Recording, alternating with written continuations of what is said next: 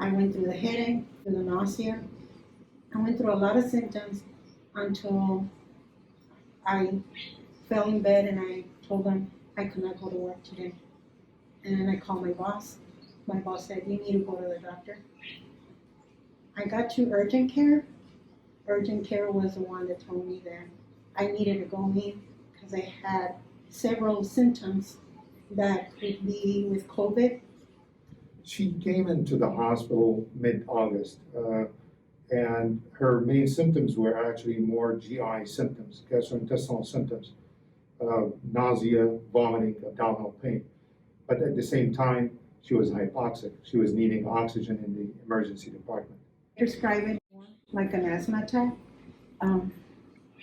You have that problem that the asthma, you can't breathe and you need that inhaler.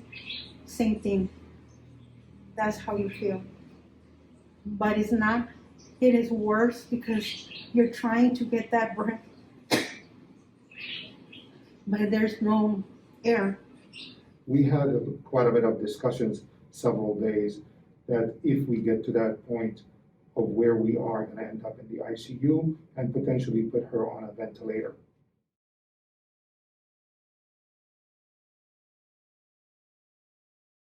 I never got vaccinated for the reason that a lot of negative comments. And now, right, going through this and still going through this, it is really hard. You can still tell how hard it is to breathe. She kind of was quite regretful that she said she was afraid initially of the vaccine. She was hearing from people that this is a bad thing to do. I tell her we're going to do our best to help her out get through this. She was, with a period of time, needing very high flow. I was very concerned that she's going to end up in the intensive care unit on a ventilator. And people know when they go on a ventilator, there's not a whole lot that you can do except buy time and see whether their body will heal up to recover from the insult from the COVID.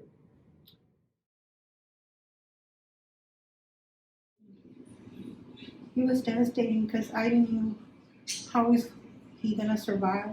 How am I gonna survive being at home? When he left me in the hospital and I saw him walk away, it was really hard. Really hard seeing your husband go away. For me, he's my life, he's everything. We've been together for 10 years and not thinking that I wasn't gonna see him again. It was really hard.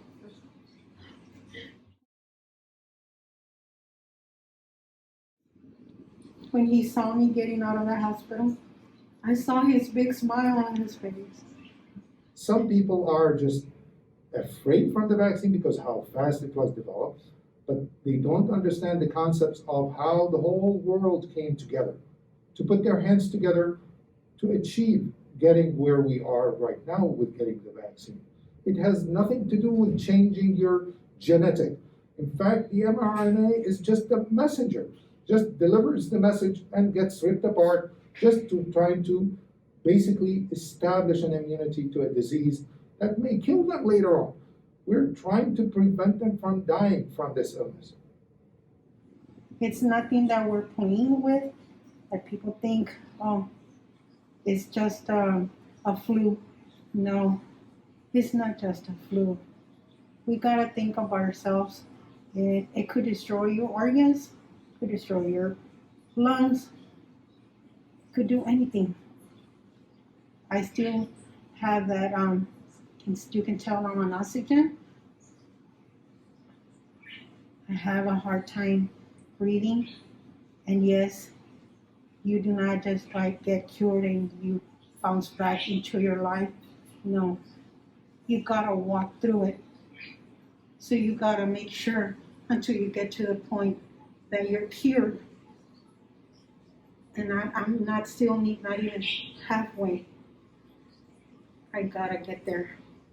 My fear is for the health of the community and for the health of the nurses, for the kids going to school, for this COVID to continue going on and on and on and on to a degree where we don't have a way out of it until more people die.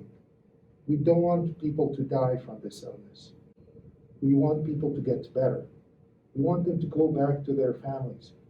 We want them to go back to their normal life. This patient that came to the hospital, she pulled through, but she pulled through with a lot of efforts, and she's still needing oxygen. She's not back to her baseline. She's not back to her usual self.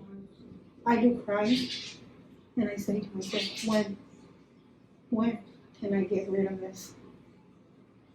Am I gonna be like that the whole life? For not listening? We will get through this as long as we are all helping each other out. So I tell everybody out there, please do your part. Please go and take the vaccine. If you have not taken the vaccine, please do. We really want your help to control this pandemic. Go and vaccinate. That's what we need. We need to stop spreading this virus. Get it to a point that we need to put it final. The only way that we're gonna cut it up is vaccinating.